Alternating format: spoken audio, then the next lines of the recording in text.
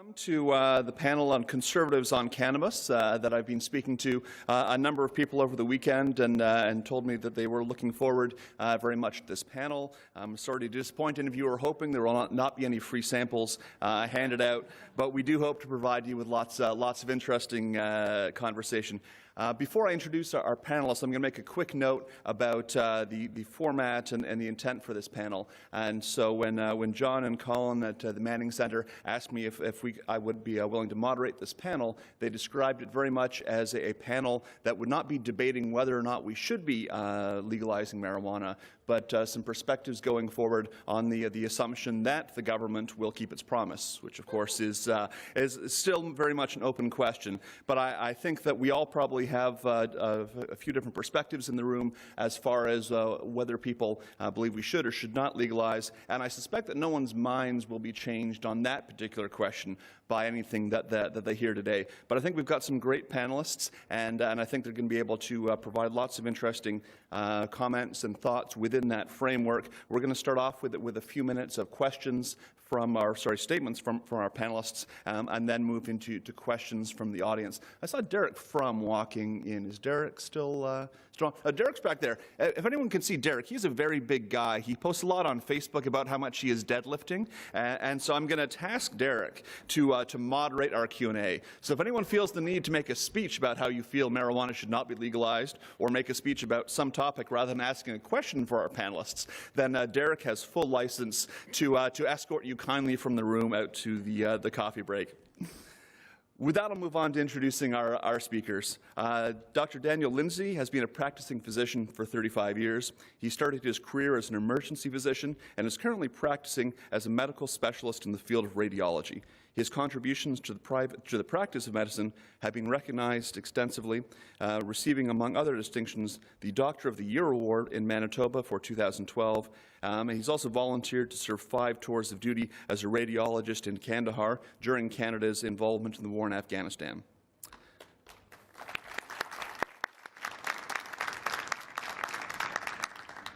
Dr.Dean Vause is the Executive Director of the Alberta Adolescent Recovery Centre.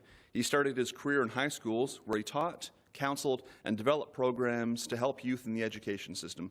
Dr. Vause is considered to be a leading expert in the field of adolescent addiction and is a recipient of the Rotary International Paul Harris Fellowship, the highest honour in Rotary. His other awards include Calgary Citizen of the Year and the Alberta Centennial Medal. And finally, Dr. Karen O'Keefe works for the largest marijuana policy reform organization in the United States, the Marijuana Policy Project. She's played a key role in the passage of 9 medical marijuana laws and 4 decriminalization laws, and in the implementation of Alaska's initiative to allow and regulate marijuana for adult use. Karen earned her JD from Loyola School of Law in New Orleans and her Bachelor of Arts from Michigan State University. And with that, I'll ask Dr. Lindsay to come to the podium and make his comments.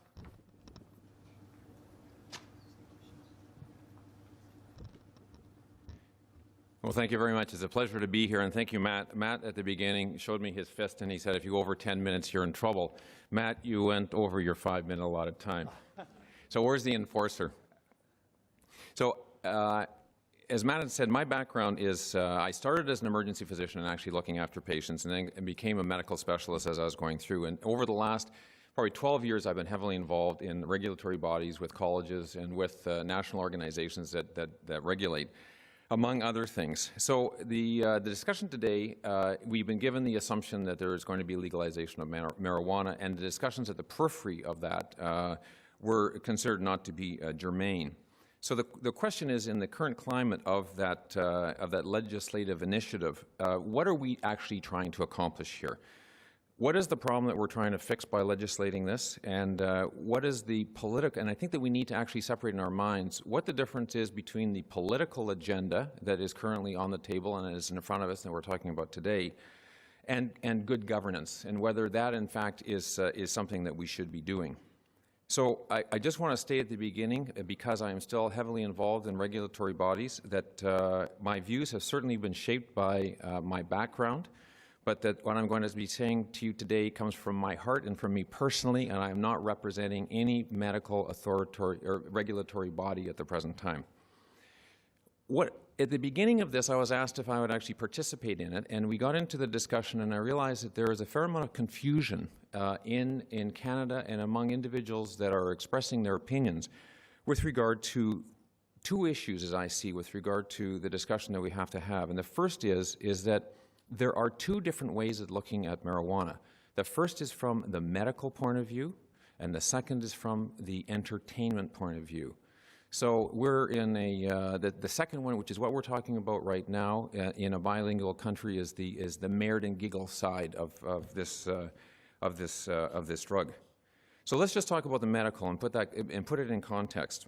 So the argument for medical use of marijuana has always been around the argument that there was a legitimate medical role for marijuana and that patients were being denied access to something that was legitimately useful for them. And those legal processes started really even prior to 2000, but in Ontario to begin with, there was legal action that resulted in the marijuana medical access regulations, which allowed patients access to marijuana. That was subsequently struck down in Sections 4 and 7 in 2011, and it was replaced by the Medical Marijuana Access Program, which is currently what we have at the present time. So when we look at medicine and we look at drugs and we look at what we're trying to do, and I know that all of you are aware of this already, if we look at insulin, insulin was not in our population beforehand. People looked at that drug and they said, is it worthwhile from a risk point of view? And when we look at that, we can kill people with insulin, but we save countless lives with it. When we look at antibiotics, it's the same argument. When we look at vaccinations and smallpox, it's the same argument. We don't have smallpox in the world at the present time. But when we come to marijuana, we tend to think of it as the same element, but we don't recognize that there's 400 different compounds in marijuana. It's not one element. And we know THC, we know the cannabinoids, we know these, but it's a big complex question. We're not treating diabetes with this. We're treating a myriad of conditions that people have said that it helps with, from glaucoma to epilepsy to nausea to appetite. And in the original submissions, legal submissions, it was pain and suffering, that general broad context of what we're doing. The challenge with insulin and penicillin and all of those other things is that before we actually bring those into our population, there was a responsibility to establish the burden of proof that they were worthwhile and that the risks were worth the benefits were worth the risks. The challenge with marijuana is it's already got a high utilization. From a medical point of view, it never went through those regulatory bodies. People have decided among themselves whether it's useful from a medical point of view or from a recreational point of view. So we have no studies. And that is why, and most people don't understand that, is that when people think that they can get a prescription from their doctor for marijuana, you're not getting a prescription. Marijuana is not a drug. It's not a medicine. And you don't get a prescription for marijuana under these acts. You get authorized. And the reason is that physicians pushed back and they said, we don't know enough about this drug to be able to give you the risks and the benefits. So there are regulations and guidelines for physicians in authorizing it, but no physician actually prescribes this medication. So the challenge that we have right now is that there's a degree of variability across the country. In some jurisdictions in the country, medical marijuana is used, and it can only be authorized by physicians, and you are only able to authorize it if you continue to be the physician of record in looking after that patient, and you need to monitor the patient and see if the patient's getting better on this medication. We have other jurisdictions, and I think that, as you know, as you move to the west, where you don't even have to see the patient. You don't have to monitor the patient. Physicians are complemented by their nurse practitioners. You can go on phone, you can go on Facebook, and you can get authorization for it, and you never go back to that original person to see whether you've actually benefited from it. So the question from the physician's point of view is that they feel that they're being pushed into a position of being drug dealers in Canada. So when we look at the second, so there's the medical, let's just put that off the side. So now what we're talking about is we're talking about, with this legislation, recreation. We're talking about getting high and legislating that. So let's not mince words. That's actually what we're doing. The polls are telling us that the majority of Canadians want marijuana legalized. But when you go and you ask people, they'll tell you that, yes, I think we should legalize it because I think it helps people. It helps with their glaucoma. It helps with these medical conditions. And that's a big part of it. People then talk about the safety element of it. So what's happening is that people are accessing the medical side to get the drug so that they can get high, for all intents and purposes. So the things that we got to talk about when we're talking about this kind of legislation is, what's the cost of law enforcement? Do we want to reduce crime? And it has to be in the context of the reality of the use at the present time in our country. So what are we talking about as Conservatives? We're talking about the balancing of individual liberties. We're talking about our need to reduce crime and mitigate risk. And we're talking about good governance. And good governance is based on good information. And at the present time, it would be my position that we don't have good information with regard to this. In terms of managing the risks, I'm looking at my time, the argument is that marijuana is safer than alcohol, so let's just go for it. And one of the quotes when I was preparing this lecture that somebody gave to me is, Dr. Lindsay, nobody ever made a pass at your spouse or killed your kids when stoned. And that is sort of the context that we're in as we're looking at this relative to alcohol. There is a low-risk assumption with regard to marijuana. And that low-risk assumption, in terms of our risk of it, is that the argument is coming from a lot of the industries, from Shoppers Drug Mart to liquor commissions to everybody else who's polling to try and get into this business, that it's low risk and let's go for it because there's money to be made here.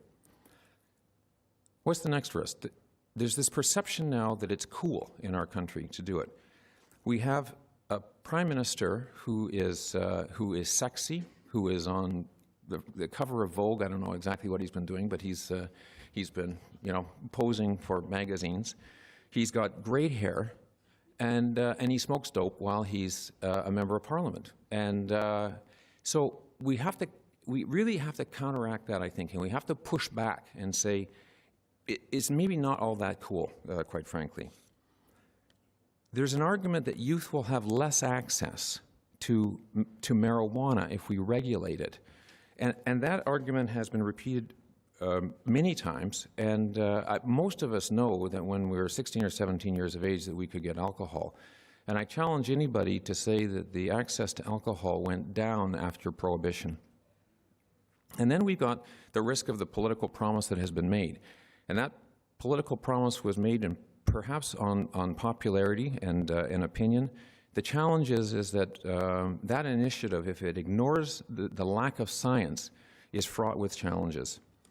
There's a risk to Conservatives here as being seen as being arbitrary and rigid if we don't have the evidence to actually back it up. So we need to have good evidence. So where's the path forward? I've got about 60 seconds. We need to go slow. Alcohol is interwoven in our society, and marijuana isn't at the present time. We need a mechanism to reverse bad decisions. We need to educate people to the risks, and we haven't yet actually fully articulated those. We know that there's risks associated with learning, with our ability to develop the brain in terms of the endocannabinoids. We need to address the very difficult question of at what point should there be access to it, because so many people are telling us in this area that the brain is developing up until 24, 25 years of age. And we need to ask the question, why as a nation we would be the first nation to do this in the G7? Why we are asking ourselves to be the bleeding edge on this, and why we're being the guinea pigs in the G7 community. So these are my personal beliefs. So I want to leave you just with two quotes. I have a wonderful friend who is an adolescent psychiatrist who said to me, I know that you're going to be giving a talk on this, and I want you to express to the community my concerns of the gentle developing adolescent brain. And I have another quote which was from a wonderful friend of mine, and I'm just going to read this to you, because he sent this to me knowing that I was going to do this. John Stinson, who is the CEO of Manitoba Liquor and Lotteries, Crown Corporation, says, most folks are not ready to purchase their favorite wine next to a bin of Hindu Kush sativa. We need to take the legalization and distribution of recreational marijuana slowly. and treat it like a fragile origami sculpture rather than go full steam ahead as if it were just another new recreational product like a hula hoop or a frisbee. So my history is, and my background is regulatory. I can tell you that from my past experience, regulating almost anything is an extremely challenging and extremely expensive proposition. And unlike budgets that will balance themselves, marijuana is a complex issue, and we really need to think about it. So with that, I will finish. We're going to do a small poll here. And anybody that uses marijuana, we'd like you to use the right-hand microphones. And anybody that doesn't use marijuana, please use the left-hand microphones when we finish the conversation. Thank you very much.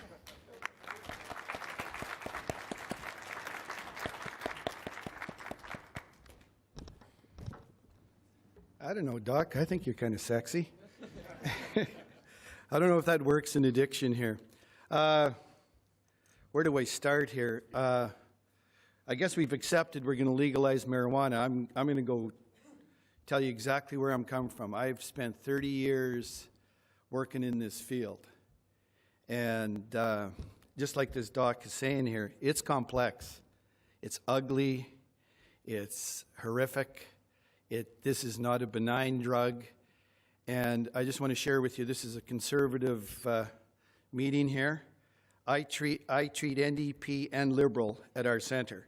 Takes longer than normal, but we can get there. And believe me, I've had the leader of the NDP in my treatment center. When it comes down to your kids, this is a different ballgame. It's not political. And what he's saying is dead on. I've spent 30 years working in this field. What I'm going to talk about today, and what do I got, 40 minutes, Matt? You know? How do you do that in 10 minutes to talk about a complex issue that we're talking about, that we've decided that we're going to legislate it? And he's talking about it being slow. I've spent 30 years working with kids, doing the research. My doctoral work is in adolescent addiction. My master's was in adolescent addiction, and I've spent 30 years working with kids that's lives have been shattered by this. This is not a benign drug. And we're talking recreation. Medical part of it is another argument. We're talking about legislating something that, and I'm talking about youth. The number one issue I've seen in 30 years, drugs. Number one illicit drug that's damaging your kids, marijuana. So all of a sudden we've made this decision and we're pushing this agenda. Now that's going to be up to you. I'm going to go back to my center in Calgary. I've been there 26 years. And I work with the kids and families, every walk of life, from high end to low end, every political spectrum. When your kid sits in front of me, I am your biggest nightmare. I'm telling you. I am your biggest nightmare for you to sit across from me and your kid is on drugs. Biggest fear of parents. And it should be. So when you come in to see me at ARC, this is my job. And I love this part. And you say you get passionate. I'm passionate about what I'm doing. Believe me. But this is the toughest thing I've ever done. Bar none. But it's not just passion. It's what this gentleman is saying. The work that I'm talking to you about is research-based. It's just not about popularity. If being a good parent is about being sexy, we're in trouble. Being a good prime minister is being sexy, we're in trouble because people won't want to hear what I got to say. I will not walk into a high school without taking my kids that have recovered from addiction. And you want to treat a kid, you want to go that far and treat a kid that's addicted to drugs, to marijuana. 92% of our kids, our research says, primary drug of choice in our center is marijuana. Same with North America. Most illicit, treated kids in treatment, marijuana. So when you come into my center, and I've been there 26 years, my job is to talk to that kid in the front row, and my job is for that kid to succeed. My job is for that family to succeed, and they've been ravaged. And they don't care. I'll tell you, they vote. They vote, and you go talk to every parent that's walked into that center. You ask them what they think about legalization when it's your kid's life on the line. No, I'm going to go right down to reality. And it changed my life and changed how I viewed this. So I went and did the research. But when I got a kid that calls me and says, Doc, I just killed somebody, that's what I deal with. Doesn't matter if you're a doctor. Doesn't matter you've done 30 years research. He says, I've killed somebody. Help me. Should I help that kid? Primary drug of choice? One of his polydrug use? Marijuana. You know, and I can give you examples, and I don't have time to do that. Come by and see me in Calgary. Come by and talk to that kid that murdered someone that's 9 years sober today, and that's where that drug took him. He was an incredible young man. The parents are you. Fantastic family. I get the call from a parent, and it says, Doc, my kid is dead, and he's in my bedroom, in his bedroom dead. 3 fentanyl deaths last year. It's like Russian roulette. Bam. And they're dead. There is nothing more painful than a parent phoning me and telling me their kid is dead. Next level, my kid murdered somebody. He was on drugs. Good family, good people. It's not denial, I'll tell you that. Now, where does that leave us with this? You know, how do I bring this into what we're talking about today? Huge link between marijuana and youth and psychosis. I get a call from a parent. The kid has thrown himself off the parking lot at Foothills Hospital because he couldn't shut off the voices in his head. You want to try and treat these guys? It's labor intensive. You better know what you're doing. You better know what you're dealing with. And that's not where, when we're talking about all this stuff, primary drug of choice of this kid, where he started and ended, marijuana, because he doesn't think it's a benign drug. Well, those are just, I got story after story. Kids flatlining in ambulances. These guys, doctors bringing them back to life. They go back, they use again, and they use again, and they use again, and they use again. So I've changed my whole perspective in 30 years, what we're talking about here. And I think you have an ability to make an informed decision. How much have we got here? Another 10 minutes? Okay. Well, okay, so let's talk about the biggest issue that you have out there with marijuana, as I see it, is perceived risks.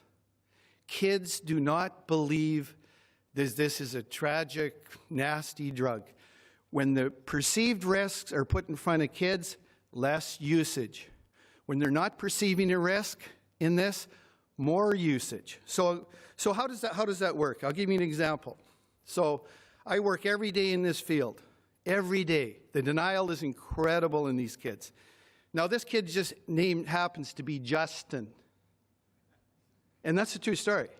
So I'm working with this kid, and he's going, hey, Doc, what's the big deal? They're legalizing this. Now, I'm talking about every kid that's new in ARC today. What's the big deal, pal? And I'm a doctor, you know. I've done the research. He don't care. It's legalized. And that's what he's telling me. It's not a big deal, Doc. Now, this kid's life is shattered. And what does the research say about psychosis, about family problems, about health issues? This is a timeout in every kid's development when they're using, and they don't see it as a big deal. You know what? It is personal for me. When I've had to hold that parent at the funeral or deal with that kid, it becomes personal.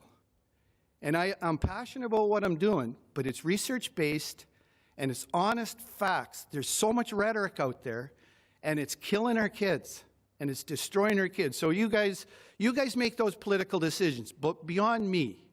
But I'll help. I don't care if it's NDP, Liberal, whoever. When that guy's sitting across from me, there's no denial. It's, Doc, can you help me? So I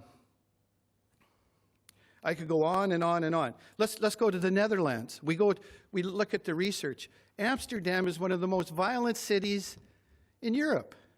They're now rethinking their strategy on drugs and alcohol because it's hurting our youth. So I just don't think legalizing marijuana is a smart idea.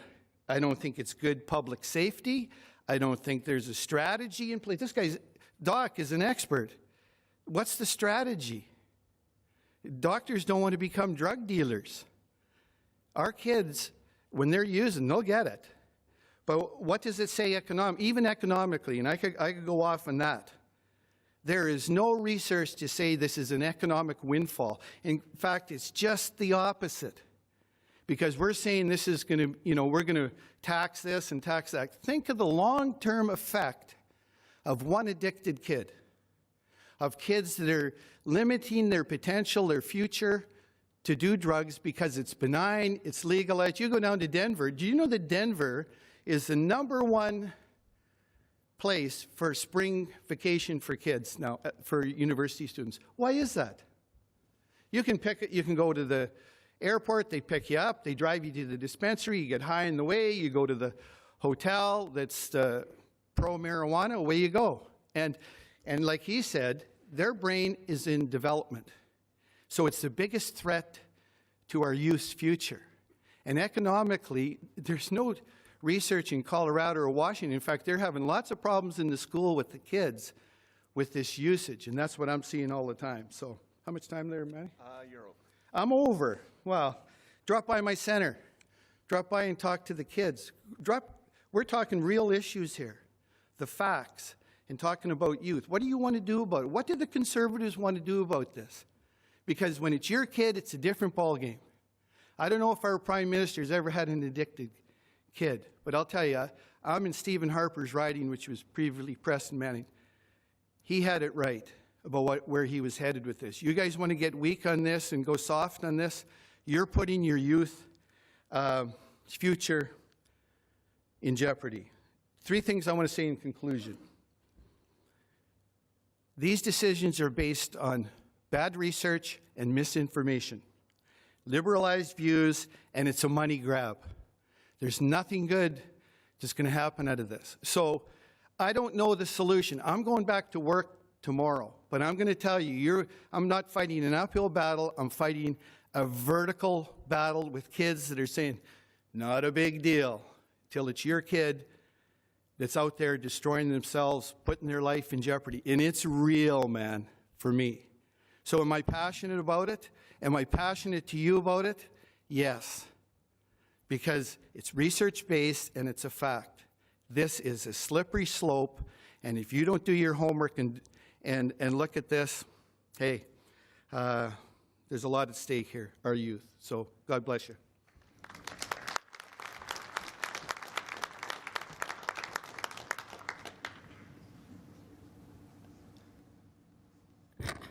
Good morning, I'm Karen O'Keefe. I'm not a doctor, despite the introduction, but thank you. I was asked to talk about what the states in the U.S. have done that are taking marijuana off the criminal market. In many cases, voters have seen that prohibition simply isn't working. We have no control over who's selling marijuana, when it's sold, or what the circumstances are, so they decided to regulate marijuana instead. There are 4 states that have done so far, and as many as 6 or 7 more might this year. The first retail stores for marijuana opened in the U.S. in 2014 in Colorado and Washington.